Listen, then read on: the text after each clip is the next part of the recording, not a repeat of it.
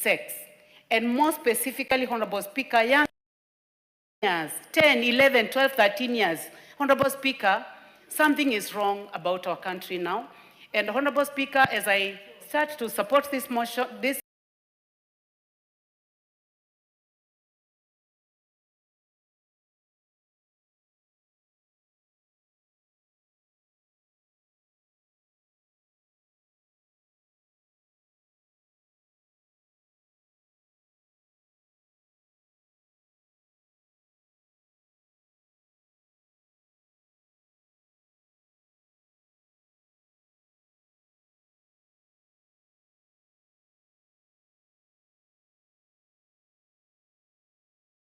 bill, I would like to say that and I fully support this, Honorable Speaker.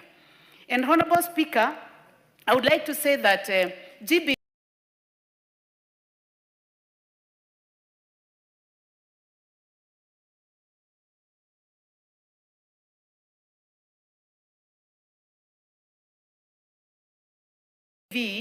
and people being sexually assaulted and offended is not only happening to poor children, it is happening to the poor, to the rich, to the educated, to the educated, to the uneducated, to the young, and to the old.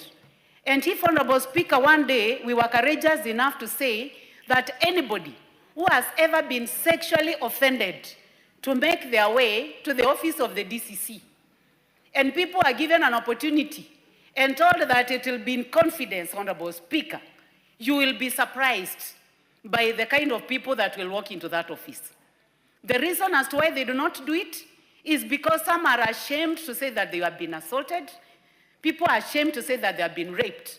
But if this is put in the law, and the Cabinet Secretary is given the power, as the member of Kisii is saying, Donya, that let it go to all the areas of this country, let money be provided, because it cannot be done without money. I believe that it can be done. Honorable Speaker, when you allowed me to go out to have tea, I sat with one of the members, I'll not mention his name, and I asked him whether he's aware of the Epstein files, that the matter that is being discussed all over the world. And he asked me, what are those files? And Honorable Speaker, I would like to say that for sure, we are not the only ones who are suffering GBV. And we are not the only women, or Kenyans are not the only women that have been assaulted. In the United States of America, in the UK, New York, in the best places, Honorable Speaker, Palm Beach, Florida, Little St. James Island, Great St. James Island, all those beautiful places of this world, that is where young women are being assaulted. And Honorable Speaker, as we speak about this locally, we need to know that we just lost a girl at the age of 41. And she was assaulted, raped, misused in the most prestigious and richest estate of the world. And she was never able to speak for herself. And she was traumatized, and she had no chance to speak until she committed suicide in April. To be precise, I think on the 25th of April, 2025, in Australia, having gone through sexual violence, rape, when she was only 17 years. Her name is Virginia. And it is happening in New York, it is happening in Mother, for the people that I represent. It is happening in New Mexico, it is happening in Ekanga. And it is time now we talk about it and give an opportunity to the Cabinet Secretary to be able to talk. Whether the Cabinet Secretary will be male or female, when they are enabled by the law, they'll be able to ensure that every county of this country, people are talking about gender-based violence, and that it is something that we should never tolerate in this country. Honorable Speaker, women should never be raped. Women should never be sexually assaulted. Women should never be defiled. Women should never be forced to have sex.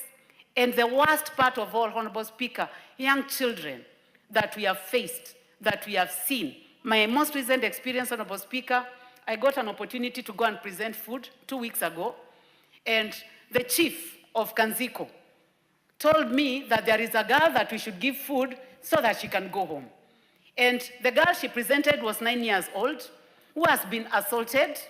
And I asked him, what happened to this child? And he told me, this child was raped. And Honorable Speaker, I am sure as a woman, if you saw the way that girl was walking, you would have cried. What I did is that I called the county commander for Kitui, who is a woman, and I told her that by end of the next day, the person who had raped that girl should be arrested, and I would like to thank her because she made all the effort, and that person was arrested, and I hope that that little girl will get justice. What I wonder is, how will this girl grow? Having known her first experience of sex was by being forced into it by an adult, heavy man. Honorable Speaker, this is terrible, and it must be put in the law, and this House, Honorable Speaker, must appropriate money so that this matter is taken seriously. And I would like to encourage men in Kenya, and men in Africa, and men all over the world. It is better to just engage a woman. Talk to women. Do what is necessary. Do not go to young children who do not have a voice. Children who are 8, 9, 10, 11 years. Take responsibility. And please stop GBV in this country. Thank you very much, Honorable Speaker, for giving me a chance to put my voice into this important matter raised by the member for Kisii. Thank you. I now call upon the Honorable Member for Trans Nzoia, Honorable Sioi, then should be followed by Honorable Jerusha, Member for Nyamira, and then we'll come to Honorable Wamuratha in that order.